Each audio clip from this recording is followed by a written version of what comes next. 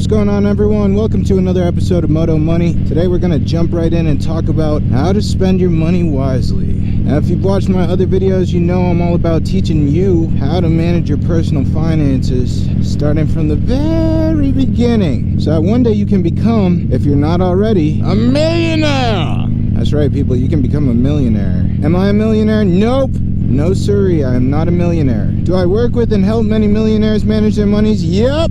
And the reason I'm pretty good with managing my money and personal finance in general is because I am really good at learning from mistakes. And I have made many mistakes. So if you're watching this video thinking, oh my god, I'm so bad at this stuff, I'm never gonna get ahead because I've screwed up so bad, A, that is not the case, and B, all this knowledge is coming from someone who has been on your side of the equation. So if that sounds like something you'd be into, go ahead and subscribe. Right now, as I'm making this video, I think I have 4 subscribers. So if you're watching this video, chances are you're pretty early. Okay, so let's talk about it. How should we spend our money the smart way? Spending money can be one of God's greatest gifts, or it can be an absolute curse. The devil is in the details. You can spend $300 and have it be so much more detrimental than spending $2,000. And we are going to talk about why. Now, if you watched my video about saving money, which may be the reason why you're here now, you have a little money to throw around, you know that saving money and making money are the same thing. Let me break that down real quick. If somebody makes $6,000 a month in income, but they spend $4,000 a month in expenses, they make less money than somebody who makes $4,000 a month and only has $1,500 in expenses. Because like in business, the money you make is your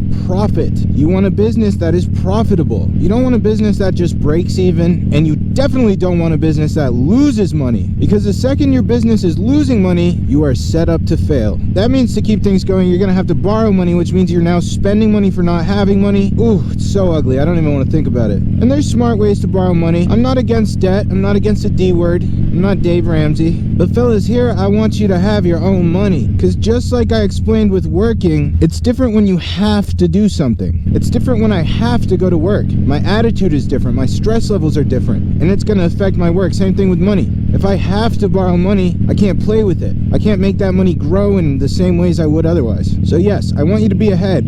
Alright, so some ways you can spend money to get ahead. Let's go. Rule number 1. Spend money now to not spend money later. What do I mean by this? Well, there's a few different ways you can do this. Let me come to you with one proposition. There's certain bills you can pay all at once for the year and not have to worry about month per month. For example, many insurance policies will allow you to do this. Not only can you pay it all at once and not have to think about it month per month, but you will oftentimes actually save money by doing this. They'll knock off a massive percentage. It's basically them rewarding you for being like, okay, now we don't have to be on your butt to try and collect that money every month. And it's terrific for you because now it doesn't eat away at your profits month per month. Amazing, right? Save money, save the headaches. Here's another way you can spend now to alleviate later. Let's say that you are one of the millions of Americans who is locked into a phone contract. This one kills me every time. Folks, I'll tell you right here, I used to work at one of these god-awful companies. I hate to say it, I'm sure there's many lovely people who work for these companies, but I think a lot of them are the devil himself. That is my bias. What I will tell you is that you do not want to be locked in with them. So here's my advice. If you are making installments on a phone, buy the phone outright.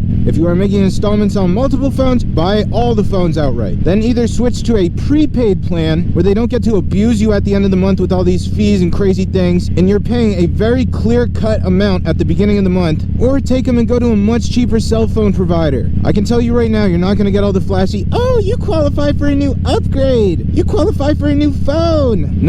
No, they are blowing smoke up your butt. You're going to save so much if you follow this advice. I would say cell phones are one of the silent killers when it comes to your profit margins. And I'm sure some of you are well aware, right? There's no reason for a plan of 2 people to be costing $200 a month. That's absolutely insane. That's a car payment. So my strong advice for you is to buy out of those postpaid plans. Another thing you can do that's going to save you a whole bunch is instead of staying ahead of the game with the latest phone, stay 2 models behind. Now, I've had the latest phone before. The amount of utility, and utility is a business term for the amount of use something provides to you. The amount of utility I gained from having that brand new phone, the latest model, was so much less than what I was paying for. But if you stay just a couple of models behind, you can buy a refurbished phone outright for dumb cheap. Technology is just like cars in the sense that the depreciation is crazy. Right now, I have an iPhone XS. It cost me like $260 on Amazon. Why would I go spend $1,000 on the latest and greatest? greatest. One of the patterns you'll find in spending is that the utility you receive from spending more on something is exponentially smaller the more you spend. For example, the jump from a $50 camera to a $200 camera is huge, but the jump from a $200 camera to a $2,000 camera is way less big. So keep stuff like that in mind. If you don't absolutely need the latest and greatest, which in cell phones case, you probably don't. 99% of people don't. I can't even think of a scenario where you would. Just try and seek that perfect point where you get the most bang for your buck. With phones, I would say a couple models behind, maybe 3. With cars, I would say something that's 5 years used. From what I've seen, that's usually when they still have the most reliability, but you still get a massive pay cut from buying something new. Anyways, as far as the whole cell phone servicing goes, by buying your phones outright and going to prepaid, or even moving to a different carrier, it is not unheard of to save $100 a month. As far as you're concerned, your profits don't care if somebody is coming to your doorstep and handing you $100 every month, or if you're just saving it off your expenses. The money is still the same, the numbers are still the same, the math is there. I try and keep this stuff very no BS, because that way you can really start analyzing from a numbers perspective. Now, you can take this philosophy I've talked about and apply it to many consumer goods as well. Spend a little now to not spend for a long time after. Even with shoes, look at these boots. Nice boots are like what, 100, maybe 150? They will last you for years. There are plenty of shoes that will last you that long. Guys, I used to walk 10 miles like every single day. I don't know why, I just was a walking fanatic. And I've worn the same pair of Converse for like the last year doing these walks, and they're still in absolute walkable condition. 10 miles every single day. I like walking, it's very therapeutic. This is where I get to do a lot of my thinking. Those shoes maybe cost me 40, 50 bucks. Get shoes that are practical. If you need a pair of nice shoes for work, get something nice, but smart spending. One and done. See how many one and dones you can do. Get yourself one jacket that goes with everything. Get yourself a couple pairs of pants that go with everything. Try and stay away from like name brand clothes that have big flashy logos on them, because they don't really go with much. Brightly colored clothes. These are just my ideas, right? Some people, they rely heavily on what they wear to express themselves or whatever. Feel that to an extent. If you like to express yourself and that's your outlet, go for it. These are just suggestions. You can take what you like, you can leave what you don't. Now here's another cool way to spend smart. There are many different apps now that you can use to track your spending, whether it's on certain credit cards or debit cards. In fact, my friend was just telling me this one I used to use called Mint is still free, and that's a great one. You can really analyze on what you're spending on so you can cut back. You can really find your weak points, and you could be like, oh crap, I spend $6 on coffee every morning before work because I go to the fancy place. Look man, I got a guilty pleasure spending on coffee every morning. I go to the gas station down the street from my house and I spend $1. Do I have to spend that much? No. I'm sure if I made it at home it would be like 25 cents, but I don't care. It's a luxury I have, I don't care. Now let's talk about some slightly more big boy spending. Okay, let's just say you somehow came into a large sum of cash. Perhaps you won the lottery, or God forbid, you just got some inheritance. These things happen. Or maybe, just maybe, you watched my video on how to save and you saved up a whole boatload. If that's the case, hats off to you, good work. What are some ways you can spend big portions of money in a smart way? I'll tell you right now. You book a flight to Vegas and you go to town on the slot machines. Kidding.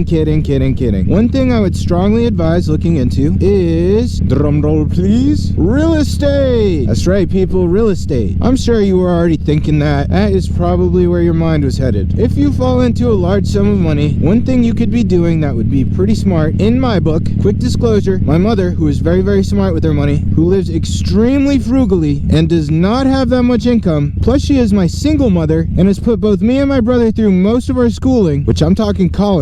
Get this, you're not gonna believe this. She is a millionaire. I know what you're thinking. A millionaire? But you just said she doesn't even make that much income. And to that I respond with, have you listened to a single thing I've said on this channel? Well, if you weren't before, listen up now. This is the beauty of money. As I've said 1,000,000,000,000 times before, even if you don't have much revenue, as long as your expenses are low, you can still be profitable. My mother worked very hard her whole life until one day, tragically, she had a brain injury from a car accident when I was just 9 years old. Before that had happened, she had purchased 2 homes. So how could this happen? Well, it's complicated, but it was many strategic plays. And her most strategic play was buying real estate. Because when you buy real estate, you can make that stuff cash flow. Cash flow, profit. When you cash flow on a property, the rent that you're collecting is more than the mortgage and the expenses. It costs you a lot of money up front, and you're going to want a whole bunch of money stashed away on top of whatever the down payment is. Once you can get that property cash flowing, you now have more income. And what's so beautiful about buying homes and doing this is that it's almost a guarantee, almost, that one day 30 years down the line, when you finally have paid off that mortgage, not only have you profited month by month on that property, but chances are that property is now worth way more than what you spent on it. It's kind of crazy. Statistically, it is almost impossible that it will be less than what you bought it for. Now, this is terrific, like I said, if you're cash flowing the property month per month. If you're buying a home just for yourself, it's a little different, because if it's just for you and you're not profiting month per month and you're just paying off your mortgage, more than likely you're paying double what the home was worth when you bought it, because there's interest spread over the course of 30 years. It becomes a whole different situation. Now, do I think that real estate is some really easy thing that just about anybody can get into? No, guys, no, absolutely not. I've seen it firsthand. Being a landlord is at least a part-time job, if not a full-time job, or at the very least, if you're a landlord with integrity, which I would advise every single one of you, if you do decide to ever invest in real estate, don't be a crappy landlord. You need to have integrity, because these are people's homes you're dealing with. This is where they live. They might have a family here, and you need to make sure that they feel welcome and comfortable in their own home. There's so many slimy pieces of something out there who have no regard for the human beings that they're dealing with. That's an ugly game, and that will come back to you one way or another. But that being said, there's also the flip side. If you are renting out your properties to people, you might be dealing with some serious situations. I'm not just talking people not paying their rent. It gets way worse than that, trust me. You need to be able to deal with the headaches and putting out fires, and straight up, that might just not be for everyone. So if that sounds like not your cup of tea, first off, props to you for realizing it. So if you do have a whole bunch of cash, I would say the easiest thing you can do is throw it into an index fund. Just put it in the S&P 500 and forget about it. Except actually, if you put a whole bunch of cash in there, you're not going to forget about it. You're probably going to check back up on it every single day to see if you earn more. And more than likely, you probably do. On average, the S&P 500 grows 8% a year. And that is factoring in some pretty gnarly markets that we haven't seen in a long time. Like I've said in my other videos, if you want to make money, just be patient. Things don't come overnight, so just wait it out and be strategic, because if you try to do some get-rich-quick scheme or some shortcut, you're just going to put yourself back at square one, and then you got to start all over again. And if something eventually does end up working out, it's probably going to take you the same amount of time it would have taken you to just be patient. So to recap, spend your money strategically. Think about it like spending money to lower your expenses, because that will grow your profits, in turn making you more money. Look to pay a little bit more up front. Look to pay a little bit more up front for things that won't wear down quickly in the future. And if you have money left over, make it go to work for you. Managing your personal finances is all about finding ways to be more and more profitable, because the bigger your profits, the more you'll be able to build wealth, and that's a good thing to have. Okay guys, so I'm just gonna wrap up this video. If you've learned anything, make sure to go ahead and like and subscribe, and spend your money smart. Peace.